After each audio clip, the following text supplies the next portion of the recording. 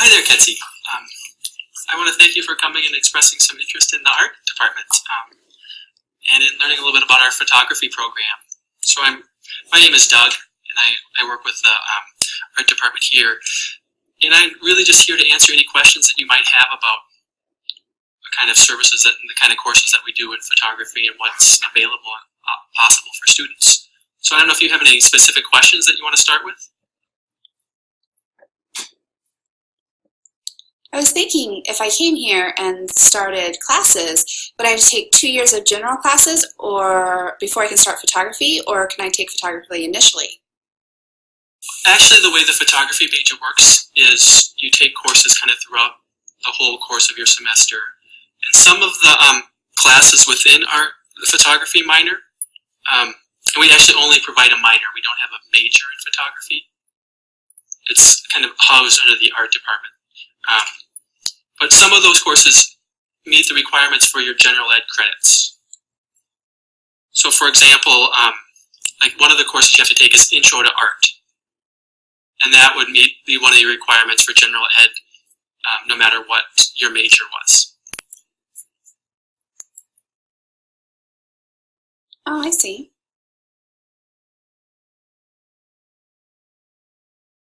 Do you offer photography classes during the summer? Yeah, some of these courses are definitely offered during the summertime. And maybe I can kind of show you a list and you can look through what the courses that are required so you can have a better sense of that. I'll just go ahead and take a few moments to look at that. Okay.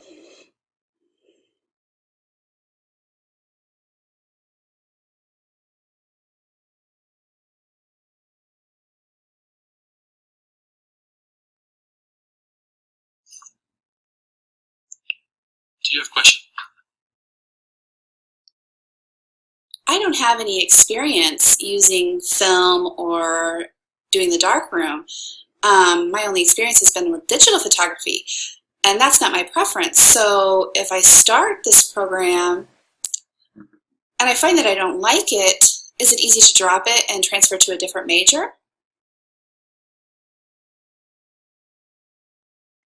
Certainly, there are lots of students who do that, who kind of get a taste of something and decide it's not really something that they want to pursue. And what's nice about some of the photography courses is that they could meet certain requirements that really you could kind of take with you no matter what your minor or major was. So if you decided to go to another field, it wouldn't necessarily mean you had to go extra years of college.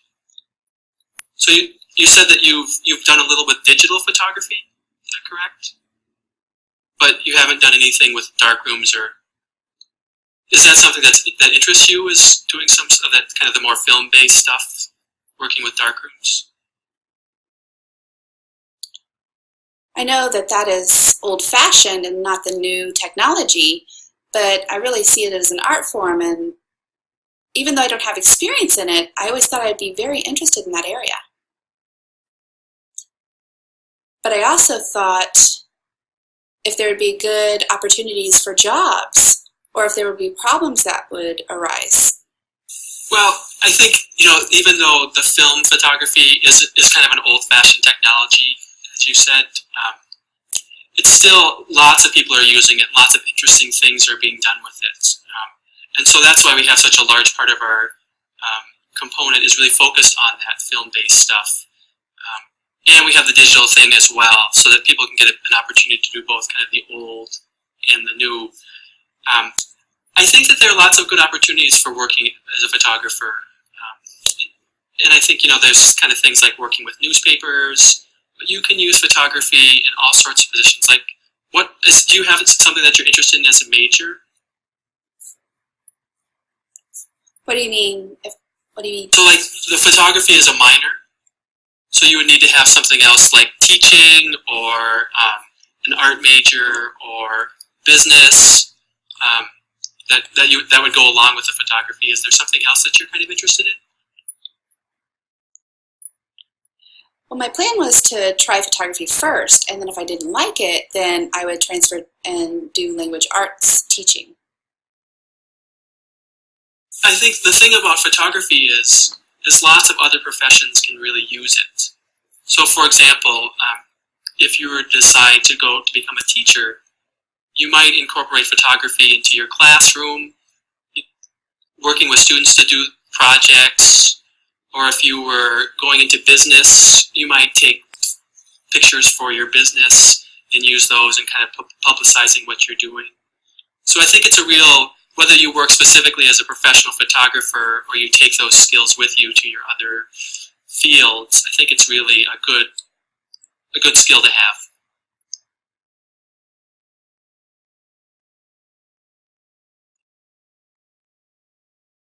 Okay. I was interested in becoming a photographer, but I also was wondering how communication would work. Would it be seen as a negative that I'm deaf? When people come, I wasn't sure how I would communicate with them, because I know I can't have an interpreter follow me everywhere I go all my life. So how would that work exactly? To be perfectly honest, I've never had an experience where I worked with a deaf photographer before. So I don't know exactly how that would work. So I think probably a lot of the communication that needs to happen could happen with gestures and kind of setting, getting people in the right place. So I think that would be a possibility. But, just to be perfectly honest, I just have never had that experience either.